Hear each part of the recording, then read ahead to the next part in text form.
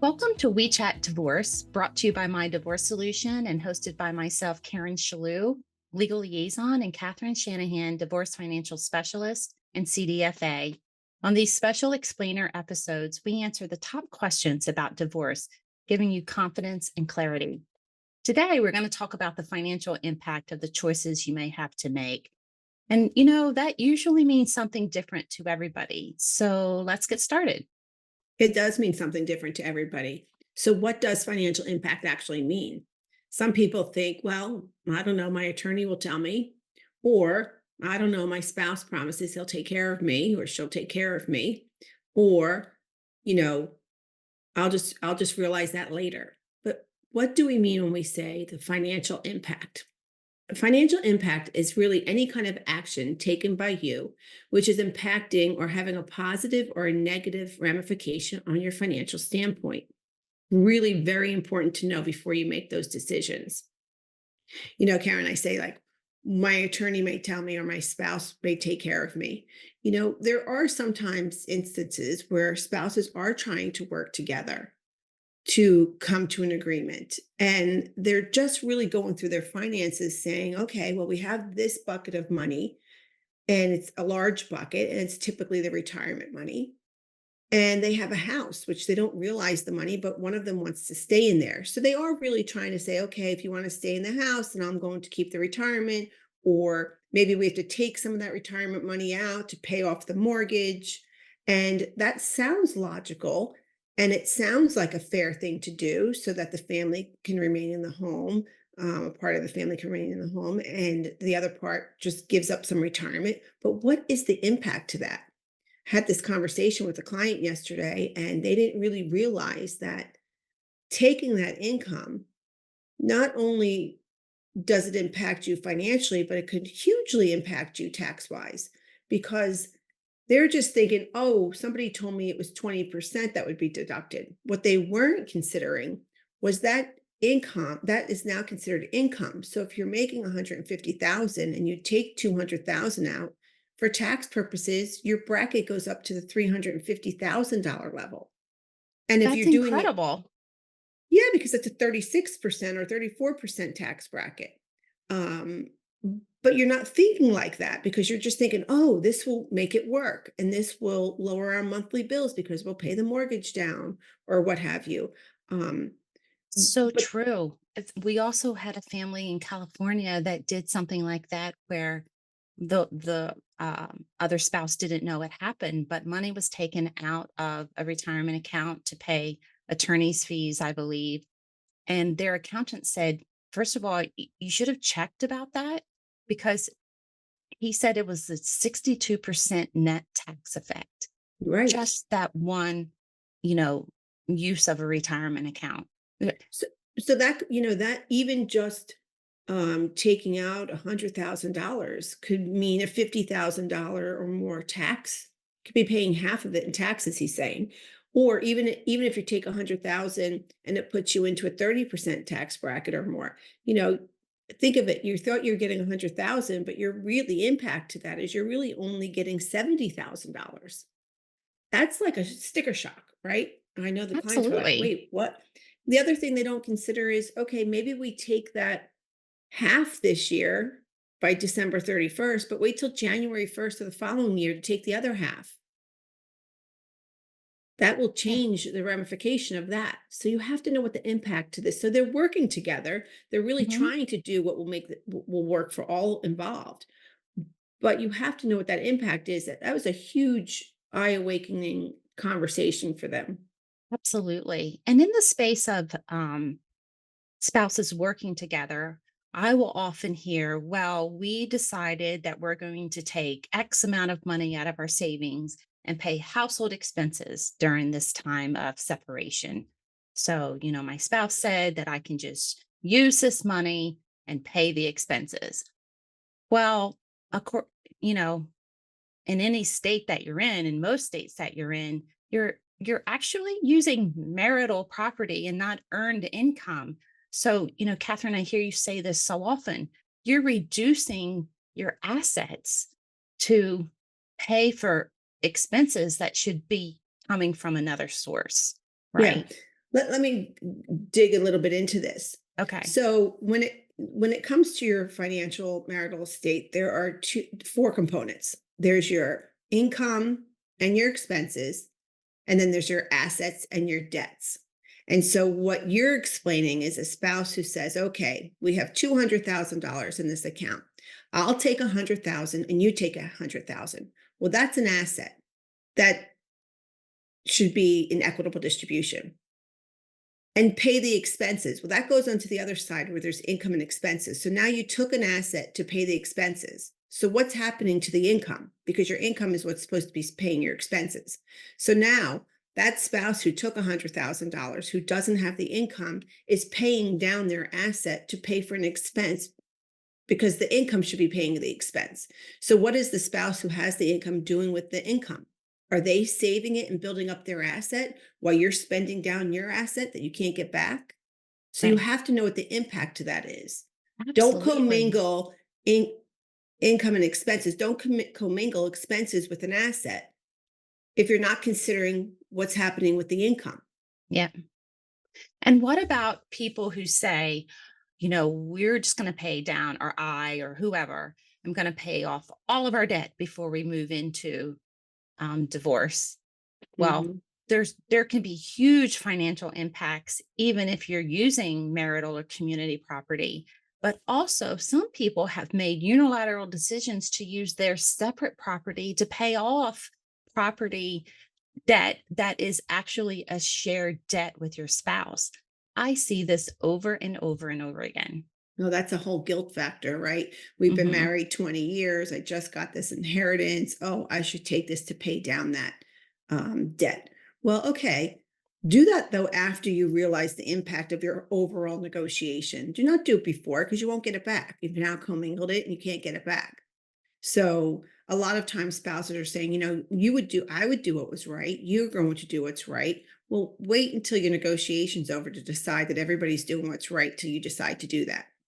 Right. And I often hear you say too, you can decide whatever you want to decide. The most important thing is to understand, to our point of the discussion today, what is the financial impact? And once you take the steps to do that, if you feel that it's the best decision to, leave the entire pension with your spouse, you go right ahead. But don't make that decision ahead of time from a space of someone talking about what's right or what's wrong. Because the anyone's job going through a divorce is to understand how it works, and then from there make those further decisions. Totally. And when a spouse promises something that they're going to do something, well, that's great. You could take it for what it is. But if it's not in writing, you have to know the impact would be that they don't really have to do it. And promises can go unfulfilled once time elapses after your divorce. So Mhm. make sure it's in writing because the impact is really upsetting later on if they don't carry through with that. It reminds me of another client again, they made an agreement. It's not in the order that she would pay for half the mortgage because now that was used in calculating what his alimony payment is.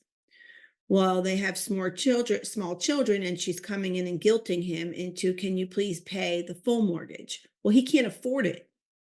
So the question is, go back to your attorney and say, was this mortgage calculation used? Or, I mean, was this mortgage amount used in the calculation to determine my alimony? So if I decide to pay half the mortgage, will my alimony be reduced? You have to know what the impact of this before you just agree to something. Absolutely. And there's a lot of, to your point right there, there's a lot of granular decisions and back and forth that are being made along the way that could be made from a wholly different lens of clarity if you just take the time to prepare and put it all together. And then, you can make decisions in the meantime, very temporary, but like for the next couple weeks, this is what we're going to do. And we typically say just keep things status quo, because that's Mhm. the best foundation on which to make future decisions. Take the time to prepare, and then you can further negotiate a temporary resolution. and then a permanent resolution. But so many people get in the space, and I call it the honeymoon of divorce, right? Okay, you Mhm. do this, I do that. And they have no idea what that means long term. And then sometimes it's too late to make a better decision, a better financial decision later because of choices you make prematurely. I just thought of an analogy as you're talking and saying that. I'm thinking, okay, you're in that honeymoon phase. You're both agreeing. Everything sounds, copacetic. And you're like, okay, great. Now, all of a sudden, you make these one off negotiations, not knowing what the impact is. And now here comes the impact. And so you're standing on quicksand. Now you pull that impact out. And now you're sinking a little bit. And Mhm. now something else occurs, and the impact to that decision now comes to life. Now you're sinking a little bit more. You really can't pull yourself out of it because you've already made this agreement. Right. Absolutely. Understanding the financial impact, I'm going to just pivot just slightly, but it's the same net effect, is hiring on divorce professionals before the timing is right. And Mhm. one of those hires could be a mediator, one of those hires could be an attorney. Divorce coaches are always, I think a good decision, especially when you're having trouble communicating.